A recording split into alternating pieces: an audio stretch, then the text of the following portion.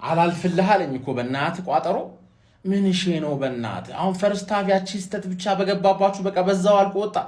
ዳንኤል ፋርክ የሚባለው ደግሞ ካለቀ በኋላ ሄዶ ከዳኛ ጋር ጣልቶ ቀይ ማን አባ መጀመር 90 ደቂቃ ሙሉ ስራውን አሰራም ነበር። ባለቀ ሰዓት አንተ ኡናይ ኤምሪ የወራጅ ቀጠናዎች ኡናይ ኤምሪ ምን አባ ነው የምትቃጠለው? ካለቀ ሰዓት በኋላ ከኛ በላይ አልተቃጠልክ።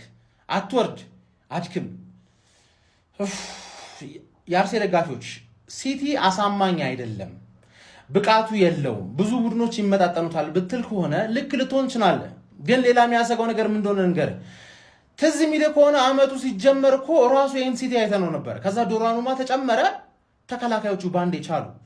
አሁን ጎሂ እኮ ነው ያለው፣ ጎሂና ዲያዝ እኮ ነው ያሉት። የዛኔ እኮ 8 ጌም ሲያሸንፉ ጋቫርዲዮል እና ዲያዝ ነበሩ።